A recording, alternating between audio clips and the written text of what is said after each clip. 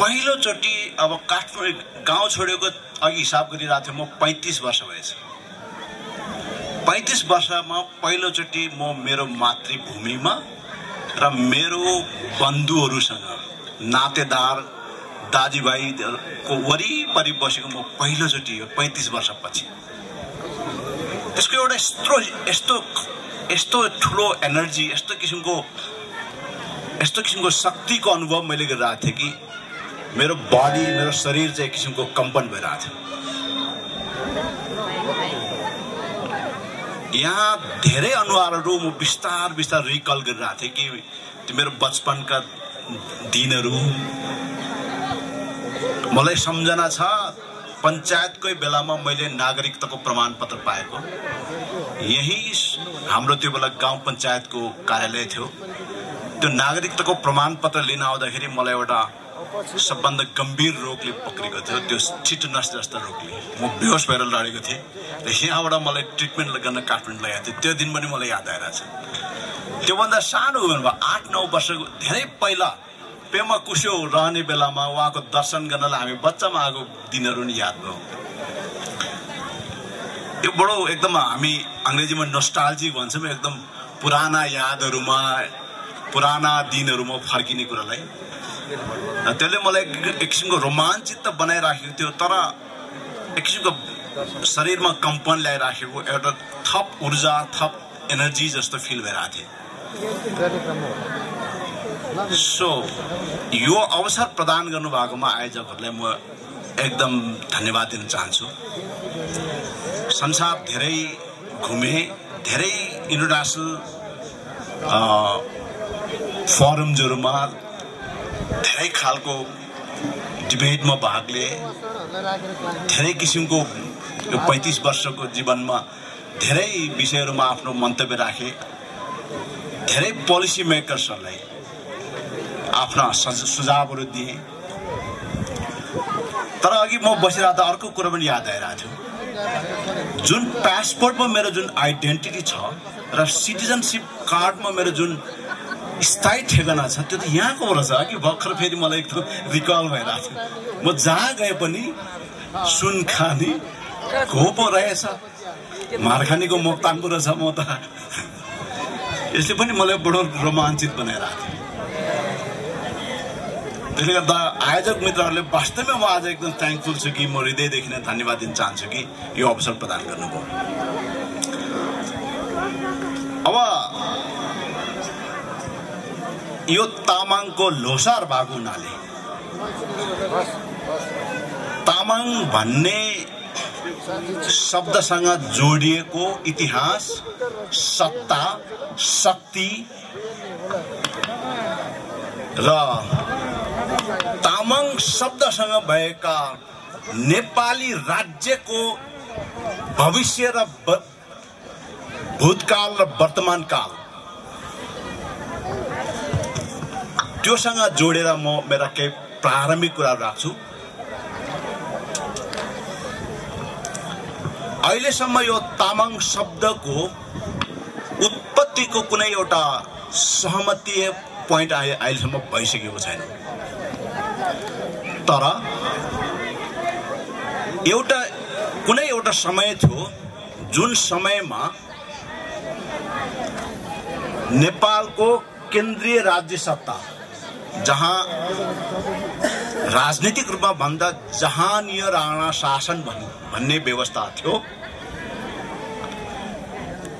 र त्यो जहानीय राणा शासनमा श्री 3 महाराजहरूको शासन हुँदै रहँदाखेरि पनि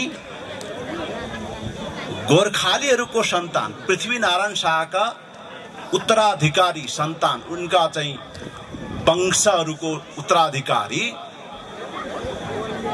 श्री 5 महाराज धिराज भएर गद्यासीन रहन्थ्यो। नेपालमा श्री 5 र श्री 3 दुईटा पावर सेन्टर थिए। त्यो दुईटा पावर सेन्टरमा श्री 5 लाई डिफेक्टो पावर अथवा रियल पावर श्री 5 को हातमा थिएन। डिफैक्टो पावर रियल पावर चाहिँ श्री 3हरूले राखेर नेपालमा शासन गरिरहेको थियो। श्री 3 को शासनलाई चाहिँ जहानीय भनेको फ्यामिलीको शासन थियो, पारिवारिक शासन थियो। श्री 5 को चाहिँ वंशीय भनेको आफ्नो वंशमा सर्दै जाने, प्रथम पुत्रमा सर्दै जाने शासन व्यवस्था थियो। त्यो शासन व्यवस्था नेपालमा स्थापित हुनुभन्दा अगाडि गोर्खाका राजा पृथ्वीनारायण शाहले आफ्ना राज्य विस्तारका क्रममा तामाङहरूको आफ्नो ग्याल्सा र युल्सा माथि चाहिँ सैन्य अतिक्रमण गरेर मिलिटरीली कंकर गरेर कुनै पनि खालको डेमोक्रेटिक लोकतान्त्रिक सहमति, डेमोक्रेटिक नेगोसिएसन, लोकतान्त्रिक बातचितबाट होइन कि मिलिटरी सैन्य अतिक्रमण गरेर सैन्य शक्तिद्वारा अतिक्रमण गरेर एउटा सरहद निर्माण गरे, एउटा राज्यको सरहद निर्माण गरे, जुन राज्यलाई पछि स्वयं पृथ्वीनारायण शाहले नेपाल भनेर नामकरण गरे। त्यो नेपाल भन्ने राज्यको सरहदभित्र परेपछि तामाङ घ्याल्साहरू पनि त्यो नेपाल राज्य सरहदभित्र परेपछि हामीलाई विक्रम सम्मत 1910 साल अंग्रेजी सम्मत 1854 मा जंगबहादुर जब फ्रान्सबाट आफ्नो राजकीय भ्रमणबाट फ्रान्सको राजकीय भ्रमण र बेलायतको राजकीय भ्रमण सकेर फर्केको थिए, त्यो बेला जंगबहादुरले फ्रेन्च र इंग्लिश अथवा तत्कालीन इंग्लिश र फ्रेन्चहरूको शासनमा रूल अफ ल अथवा कानुनको शासन हुने प्र्याक्टिसलाई नेपालमा पनि म लागू गर्छु भनेर पहिलोचोटि नेपालमा मुलुकी ऐन, मुलुकभरिको लागि एउटा ऐन जारी गरेको थियो। यद्यपि त्यो मुलुकी ऐन भन्दा पहिल्यै मल्लकालमा जय स्थिति मल्ल भन्ने एउटा राजाले स्थिति वा एउटा कानुन जारी गरेको थियो। त्यो भन्दा पहिल्यै खसानका केही राजाहरूले स्थिति वा नियम जारी गरेको थियो, कानुन जारी गरेको थिए। गोर्खामा पनि पहिलोचोटि विधिवत रूल अफ ल विधिको शासनको अभ्यास गरेको थिए। त्यही भएर धेरै कालसम्म हामीले सुनेको छ कि न्याय नपाए गोर्खा जानु, गोर्खालाई त्यसरी आइडियलाइज गरेको थियो, शासन व्यवस्थामा त्यसरी एउटा आइडियलाइज पनि गरेको थियो हिस्ट्रीमा। यसरी शासकहरूको हिस्ट्री हेर्दाखेरि, शासकहरूको भन्दैछु म, जनताको हिस्ट्री फरक छ। शासकको हिस्ट्री हेर्दाखेरि लामो कालसम्म शासनको विभिन्न मोडल्सहरू प्र्याक्टिस भइरहँदाखेरि जब गोर्खालीहरूको राज्य विस्तार र सैन्य विस्तार पछि हाम्रो घ्याल्साहरू, हाम्रो पनि घ्याल्बो चुङ्गी भन्ने हाम्रो चलन अहिले पनि छ, घ्याल्बो चुङ्गी थियो हाम्रो। अनि त्यसका साथसाथै हाम्रो घ्याल्सा युल्साहरू जब उसको सरहदभित्र परे, उसको राज्यको सरहदभित्र परे, त्यसपछि हामीलाई विक्रम सम्मत 1910 सालको मुलुकी ऐनमा कानुनत मासिन्य मतवाली भन्ने एउटा क्लास, एउटा तह निर्माण गरेर त्यो तहमा हाम्रो कानुनी व्याख्या हामीलाई डिफैक्टो रूपमा कानुनी व्याख्याको रूपमा हामीले त्यो तहमा राखेर हामीलाई तामाङ आफ्नो सरनेम वा आफ्नो जाति नाम, आफ्नो राष्ट्रियताको नाम तामाङ समेत लेख्नलाई बन्देज गरेर हामीलाई यो देशमा शासनको मुनि ल्याए। आज यहाँ लोसार भइरहेछ, लोसारको उत्सव छ। अघि त्यहाँ मामहरू चाहिँ एकदम उमेर पुगेका मामहरूले पनि उत्साहका साथ त्यो लोसारमा आफ्नो चाहिँ सेलिब्रेसन एकदम नाचहरू गरेर सेलिब्रेट गरिरहेको थियो। त्यो सेलिब्रेसन गरिरहँदाखेरि त्यो ममहरूलाई कुनै पनि साइकोलोजिकल फियर मनोवैज्ञानिक भय थिएन। तर जुन बेला हामीलाई नेपालको सरहदभित्र प्रवेश गराए त्यो बेला यस्ता किसिमको लोसार हामीले गर्न पाउँदैनथे। राज्यले हाम्रो पछाडि हतियार जहिले पनि झुन्डाइराखेको थियो। त्यो अवस्थाबाट माथि उठेर इतिहासको त्यो चरम दमन र चरम उत्पीडनसँग लडेर भिडेर सामना गरेर त्यसलाई पराजित गर्दै म तीनटा शब्द भनिरहेको छु। त्यो उत्पीडनसँग लड्ने भिड्ने मात्र होइन, त्यो उत्पीडनलाई आज पराजित गर्दै हाम्रा कलाकार मित्रहरूको लोसार सम्बन्धी, हाम्रो राष्ट्रियता सम्बन्धी, हाम्रो आफ्नो पहिचान सम्बन्धीको गीतमा संगीतमा उत्साहका साथ आज यो मैदानमा, यो आफ्नो शाहमा, आफ्नो युलमा बिना भय निर्भयताका साथ आफ्ना नृत्य प्रस्तुत गर्ने अवस्थामा ल्याइ पुर्याउनु भएका तमाम तामाङ योद्धाहरू, वर्तमानका तामाङ योद्धा जस्तै एकजना हाम्रा थुप्टेनजी पनि लडिराख्नु भएको रहेछ, भर्खर थाहा पाएँ। र विगतका तामाङ योद्धाहरू, नेपाल तामाङ घेदुङ सङ्घ, विशेष गरेर नेपाल तामाङ घेदुङ सङ्घका विगतका नेतृत्वहरू सबैलाई यो उपलब्धिको लागि म सर्वप्रथम बधाई दिन चाहन्छु। पावर भइसक्यो, शक्ति भइसक्यो। यसको पछाडिको ऱ्यासनालिटी भन्छौँ हामी, यसको पछाडिको तर्कको बारेमा यहाँ म व्याख्या गर्न चाहन्छु। तर यति हो कि तामाङ अब पावर हो, शक्ति हो। तामाङ शब्द एउटा शक्ति हो। किन शक्ति हो? यसका तीनटा कारण छ। हिस्ट्रीबाट हामीले तीनटा कुरा, इतिहासको हाम्रो विरासतले हामीलाई तीनटा कुरा दिएको छ। एउटा हाम्रो रुई, अर्को हाम्रो छे, अर्को हाम्रो युल। तीनटा कुरा। युल भनेको हाम्रो जमिन, हाम्रो सा। यो मार्खानी चाहिँ हाम्रो सा हो। यहाँ तामाङ बाहेकका अरूलाई के भनिन्छ? संयुक्त राष्ट्र सङ्घको अहिलेको संयुक्त राष्ट्र सङ्घले बनाएको लिगल डकुमेन्टमा अथवा कानुनी डकुमेन्टहरूमै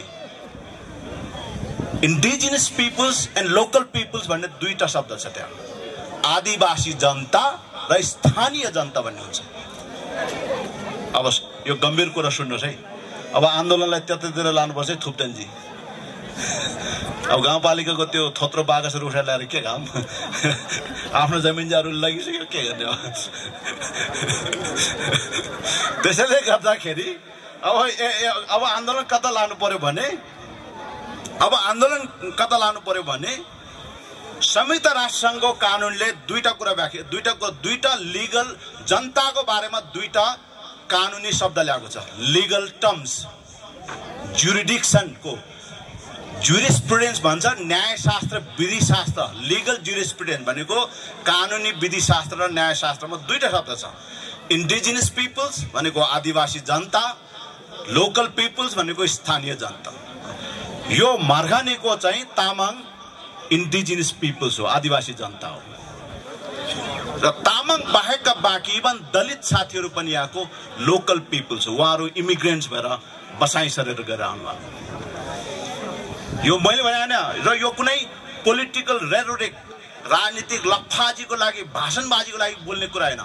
यो लिगल जुरिस्प्रुडेन्सको, कानुनी विधिशास्त्र र न्यायशास्त्रले डिफाइन गरेको कुरा हो। र इन्डिजिनस पिपुल्सको हिसाबले यो ल्यान्ड हाम्रो सहमति बेगर, यो भूमि यो हाम्रो सहमति बेगर, फ्री प्रायर इन्फर्म कन्सेन्ट भन्ने एउटा कानुन छ त्यहाँ युनाइटेड नेसन्सका। फ्री भनेको स्वतन्त्र, प्राय भनेको पूर्व सुसूचित, इन्फर्म भनेको जानकारीमूलक, कन्सेन्ट भनेको सहमति, हाम्रो पूर्व जानकारी सहितको सहमति बिना यो ठाउँबाट एउटा सिङ्का पनि लान पाउँदैन। त्यति स्ट्रङ लिगल ज्युरिस्प्रुडेन्स अथवा कानुनी व्यवस्था छ संसारमा। आज अमेरिकामा, इभन अमेरिका जस्तो देशमा त्यहाँको नेटिभले, त्यहाँको आदिवासीहरू, जो त्यहाँको युरोपियनहरू त्यहाँ पुग्नुभन्दा अगाडि त्यहाँ जुन नेटिभ आदिवासीहरू थिए, त्यो आदिवासीले आफ्नो ठाउँमा आफ्नै सरकार चलाउँछ र त्यो देशभित्र उसको छुट्टै देश हुन्छ। अमेरिकामा हेर्नुहोस् है, अमेरिका भन्ने देशभित्र नेटिभ्सहरूको, त्यहाँको आदिवासी जनताको छुट्टै देश हुन्छ र त्यो छुट्टै देश भएको हुनाले आदिवासी जनताले वासिङटन डीसीमा आफ्नो एम्बेसेडर राख्छ, तपाईँको राजदूत राख्छ, राजदूतावास राख्छ। जसरी नेपाल सरकारको पनि वासिङटनमा एम्बेसी छ र एम्बेसेडर छ, राजदूत छ, त्यसरी नै त्यही अमेरिकाभित्रको नेटिभ्सले पनि एम्बेसेडर राख्छ र नेटिभ्सहरूको, आदिवासीहरूको भूमिबाट सरकारले केही गर्नु पर्यो भने ट्रिटी गर्नुपर्छ। अहिले पनि सन्धि, दुईटा देशको बीचमा सन्धि सम्झौता गरे जस्तो सन्धि सम्झौता गर्नुपर्छ। अब तामाङको ठाउँबाट एउटा सिन्का पनि उठाउनु पर्यो भने यो गोर्खाली सत्ताले हामीसँग सन्धि सम्झौता बिना एउटा सिन्का पनि उठाउन दिनु हुँदैन। यसैको लागि तामाङ दाजुभाइ दिदीबहिनीहरूलाई यो लोसारको अवसरमा उठ्नको लागि म विशेष आह्वान गर्न चाहन्छु। गाउँपालिकाको केन्द्रको कुरा होइन, यो सत्ताले हाम्रो सहमति बिना एउटा सिन्का पनि उठाउनु पाउँदैन। यो इन्टरनेसनल लको ग्यारेन्टी हो। यसको लागि अब हामी लड्नुपर्छ साथीहरू। Forget about rest all other things. Nothing, कुनै पनि कुरा इन्टरनेसनल ल अनुसार हाम्रो सहमति बिना लानु पाउँदैन। अब त्यो हिजोको जस्तो तामाङलाई मासिने बनाउने अनि यसो भुलाउने दिन गइसक्यो। अब बुद्ध सिंह जस्तो तामाङ पनि त आयो नि त। अस्ति एडिबी वालासँग मेरो कुरा भएको थियो। एडिबी वालाले त्यहाँ के अरे शङ्खरापुरमा एउटा सब स्टेसन बनाएछ, हामीले नै रोक्थ्यौँ। एडिबी मसँग वार्ता गर्न आएको थिएँ। मैले एडिबीले भने हिजोको तामाङ होइन, एउटा कुरा सुन। दोस्रो कुरो, यदि कोही हिजोको तामाङ जस्तो एक दुईजना छ भने पनि तिमीले भेटाइहाल्यो भने पनि बुद्ध सिंह चाहिँ होइन भनिदिन्छ मिल्दोले। त्यसरी डोन्ट ट्राई। अब यो सम्भव छैन, हिजोको जस्तो बेकुफ बनाउने सम्भव छैन। अब पावर नेगोसिएसन गरौँ, शक्तिलाई अब बाँडफाँड गरौँ, पावरलाई डेलिकेट गरौँ। यो कुनै किसिमको फल्स प्रमिस भन्छ नि, फल्स प्रमिस, झुटा बाचा बन्धन अब काम छैन। अब संसारले बुझिसके। इन्डिजिनियस पिपुलसँग नेपालको मात्र होइन, संसारभरिको राज्यहरूले 2000 वर्षसम्म तपाईँको उत्पीडन गरेको छ। 2000 वर्ष, 2000 इयर्स। अमेरिकामा यति गरेको छ, यहाँ के गरेको छ, यहाँभन्दा 100 गुणा बढी अमेरिकामा गरेको छ। अब यो विषयसँग तामाङले कसरी लड्ने, अझै पनि म तामाङसँग लड्ने हतियारको बारेमा ल्याउँदैछु है साथी। अब म धेरै समय लिन्न, किनभने यहाँहरूलाई मलाई थाहा छ हाम्रो कलाकार मित्रहरू चाहिँ इम्पोर्टेन्ट छ। तामाङसँग एउटा हुल छ, साह छ, आफ्नो हुल छ, साह छ, र त्यो हुल र साहमा आफ्नो टिम छ। टिम, साह टिम, हुल टिम, पे टिम, छे टिम, रिम टिम भन्ने हाम्रो टिमहरू धेरै हुन्छ नि। अर्को तामाङसँग भएको छे हो, छे धर्म। संस्कृतमा धर्म भन्छ, हाम्रो भाषामा छे भन्यो। अङ्ग्रेजीमा रिलिजन भन्छ, जो गलत ट्रान्सलेसन हो। त्यो रिलिजन एकदम गलत अर्थ राख्छ त्यसले। संस्कृतमा धर्म र हाम्रो छे शब्दको अर्थ धेरै गहिरो र गम्भीर हुन्छ। साधारणतः बुझ्दाखेरि धर्म भनेको कुनै पनि पूजापाठ वा साधारण किसिमको कर्मकाण्डलाई बुझिन्छ। तर घ्री भन्ने धातुबाट बनेको हुनाले धर्म भनेको कुनै पनि कुरा गहिरोसँग धारण गर्ने कुरालाई धर्म भन्छ। र हामीले गहिरो गरी के कुरा धारण गर्छौँ होला त, तामाङको धर्म भनेर भन्यो भने होइन, गहिरो गरी के धारण गर्छौँ होला। एउटा त टोपी धारण गरे, बाँकी त क्या तामाङ केही पनि छैन भयो यहाँ जिउभरि। टोपी त अघि धारण गरिहालेँ, त्यो पनि मेरो त अलि मोडर्न टाइपको टोपी थियो, यहीँ अलि लाजले पनि लागिरहेको थियो। त्यसपछि टोपी धारण गरेर त इज्जत अलि जोगिएको जस्तो भयो। एउटा धारण गर्ने कुरो, गहिरो गरी धारण गर्ने कुरो धर्म हो। मनुष्यले आफ्नो जीवनमा के कुरा गहिरो गरी धारण गर्छ होला? त्यो धारण गरेको कुरा यहाँ नेपालमा मात्र होइन, संसारभरि गए पनि उसको त्यो मेटिँदैन।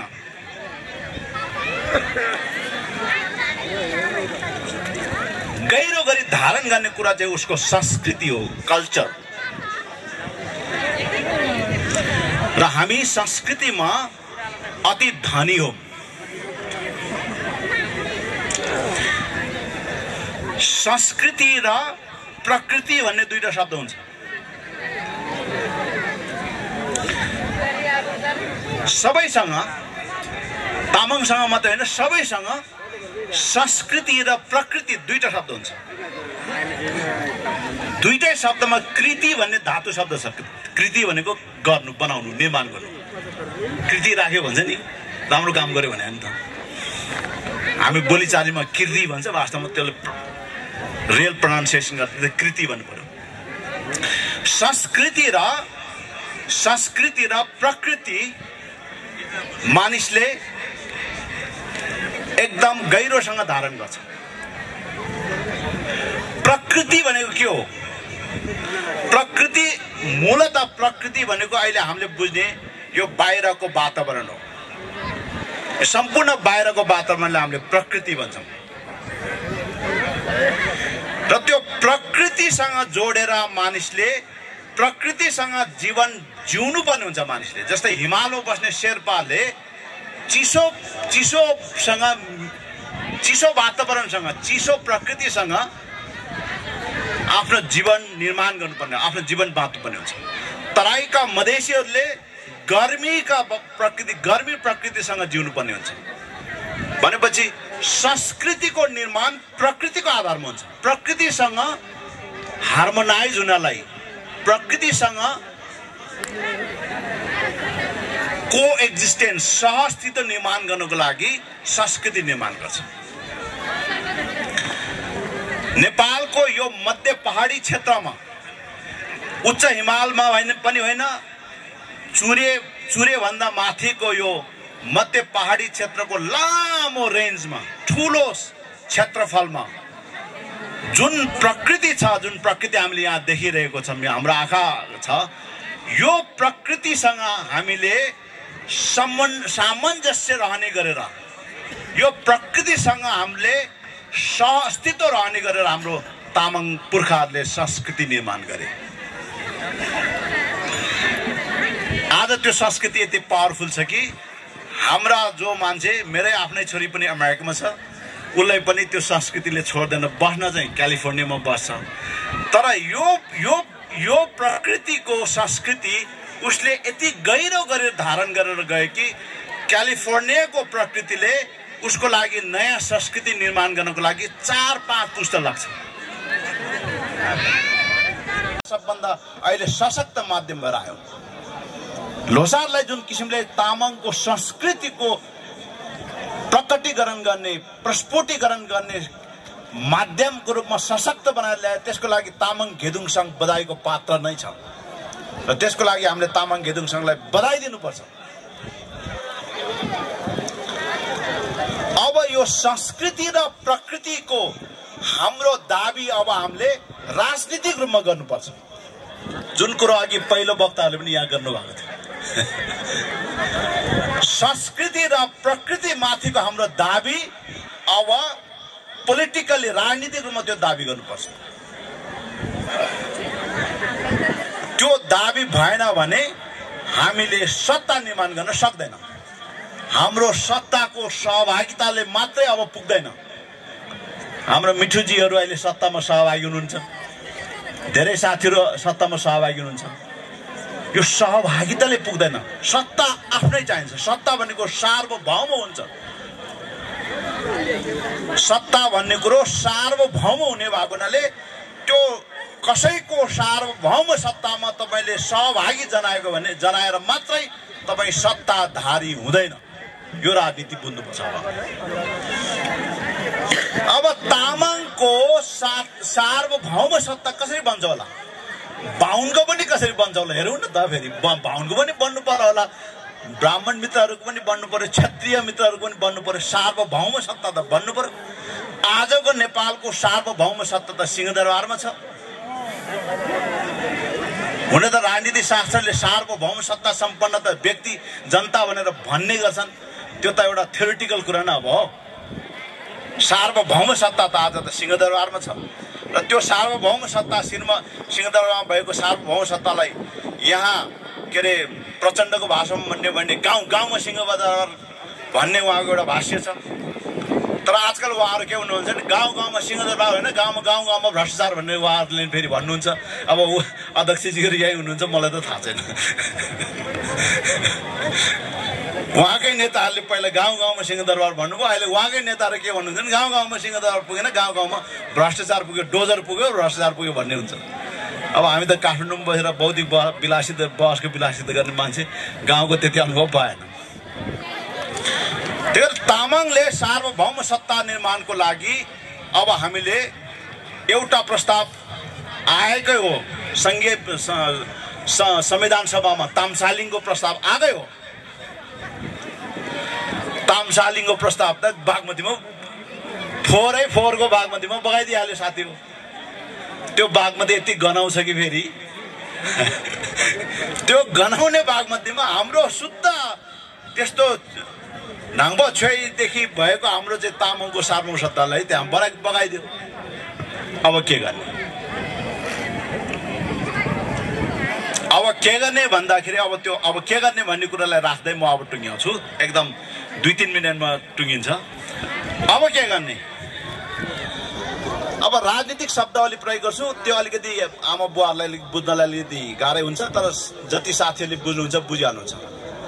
तामाङले अब आफूलाई राष्ट्र दाबी गर्ने, नेसन क्लेम गर्ने, रिक्लेमिङ द नेसनहुड भन्ने एउटा अङ्ग्रेजीमा शब्द छ। यो फेरि यो युएनकै जुरिस्प्रुडेन्स भित्रको लिगल जुरिस्प्रुडेन्स भित्रको शब्दहरू म प्रयोग गरिरहेको छु। वा संयुक्त राष्ट्र सङ्घको न्यायिक विधिशास्त्र र कानुनी विधिशास्त्र र न्यायशास्त्र भित्रको शब्दहरू छन्।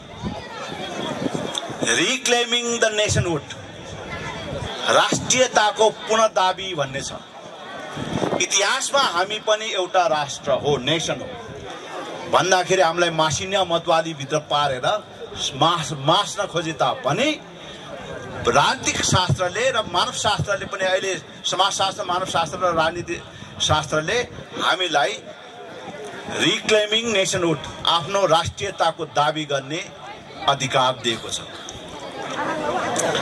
नेसनहुड भएपछि साधारणतया अहिलेसम्म प्र्याक्टिस भएको नेसनहुड भनेको स्टेटहुडको नेसनहुड हुने वा राज्यत्वको राष्ट्रियता हुने भनेपछि नेपाल राज्य हुने, नेपाली राष्ट्रियता हुने भन्ने व्याख्या छ। अब तामाङ राष्ट्रियता हुने भएपछि राज्यत्व चाहिँ कस्तो हुने भन्ने अब प्रश्न आयो। फेरि नेपाल राज्यत्व रहने कि नरहने तामाङ राष्ट्रियता हुँदाखेरि? यो बडो जटिल समस्या छ, जटिल कुरा छ। काठमाडौँमा एभ्रिडे सेमिनारहरूमा भयङ्कर बहस हुने टपिक यही हो। युनिभर्सिटीमा हुने भयङ्कर डिबेट यही हो। सारा research institutions, education institution, debate centre सबैमा यो कुरा डिबेट भइरहेछ कि नेपाल एउटा बहुराष्ट्रिय राज्य हो, प्लुरिनेसनल स्टेट हो। यहाँ एउटा मात्रै नेसन वा राष्ट्र छैन। यदि नेपाल बहुराष्ट्रिय हो, नेपालभित्र बहुराष्ट्रियताहरू छ भने अब राज्य पनि बहुराष्ट्रिय राज्य हुनुपर्छ भन्ने एउटा नयाँ राजनीतिक थ्योरी, राजनीतिक सिद्धान्त र राजनीतिक व्यवस्थाको अभ्यास संसारभरि भइरहेको छ। त्यहाँनिर गएपछि तामाङ पनि नेपाली राज्यको रूपमा नेपाली राज्य नै रहन्छ। तर अहिले हामी नेपाली राज्य भयो, तर हामी राष्ट्रियताको हिसाबले हामी राज्यविहीन अवस्थामा छौँ। हामीसँग राज्य छैन, हामीसँग फगत एउटा नागरिकताको प्रमाणपत्र छ। म आफै पनि बेला बेलामा विदेश जाँदाखेरि तामाङ देख्न साथ पासपोर्ट 2 मिनेट 15 मिनेट जति पासपोर्ट बढी चेक जाँच गर्छ। हाम्रो सभाध्यक्षज्यूले नि भोग्नुभयो क्यारे टाउको राम्रै हल्याउनु उहाँले नि कस्तो व्यवहार गर्छ एयरपोर्टमा हामी जस्तोलाई त अरूलाई के गर्छ होला भन्ने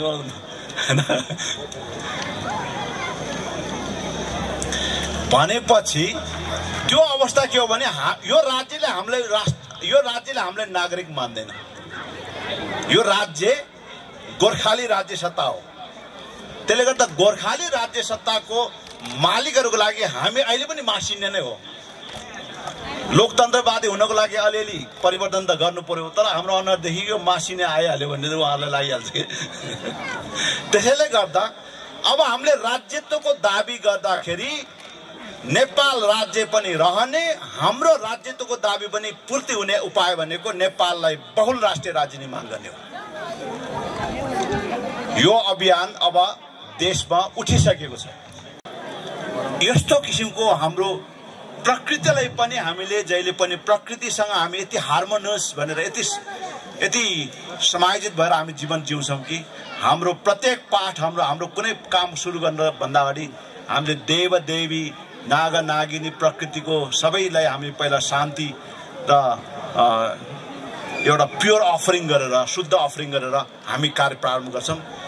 त्यस्तो महान तामाङ जाति इतिहासमा मासिने हुनु पर्यो। इतिहासमा हाम्रो पूर्वजले नाम सुन्न पाएन, ए भोटे भन्थे, उसको पनि हरिबहादुर श्यामबहादुर वा तपाईँको दोर्जे निमा अनेक नाम थियो, तर हाम्रो नाम उच्चारण गर्दैनथे शासकले। शासकका बिर्तावालहरू गाउँमा बसेका बिर्तावालहरूले हाम्रो नाम उच्चारण गर्दैनथे। त्यो पनि हाम्रो कालसम्म पनि गर्दैनथे। हाम्रै उमेरसम्म पनि हाम्रा बिर्तावाल भएर बसेकाहरू हाम्रो जमिनलाई बिर्ता बनाएर शासन केन्द्र सत्ताको एजेन्ट बनेर बसेका यहाँका लोकल एजेन्ट केन्द्रका लोकल एजेन्टहरूले बिर्ता हामीले तपाईँको नाम लिँदैन थिए। अहिले बल्ल बल्ल अलि लिन थाल्यो, तैपनि गाउँपालिकाको केन्द्र हामीले दिँदैन भन्छन्। यस्तो अवस्था त छ। लडाईँ टुङ्गिएको छैन। त्यो बाँकी लडाईँ लड्नको लागि यो लोसारले र यो मर्गानीका यो नेता सिब्दाले, झोमोले, स्लालुले, साङ्गेले, यो सबै तपाईँको चारै दिशाको साङ्गेहरूले हामीलाई शक्ति प्रदान गरून् र हामी अन्तिम लडाईँ अन्तिम सङ्घर्षपछि हाम्रो राज्यत्व प्राप्त गर्नलाई हामीले बल प्राप्त गरोस्। यसको शुभकामना दिँदै म यहाँहरू बिचबाट बिदा हुन चाहन्छु। अन्तमा एउटा पाठ गर्दै जाजु सेमजरिम पर्छ माके पान के गर्छ के भयो के भयो कौने कौदो फेल पर्छ लसो भ्यापछि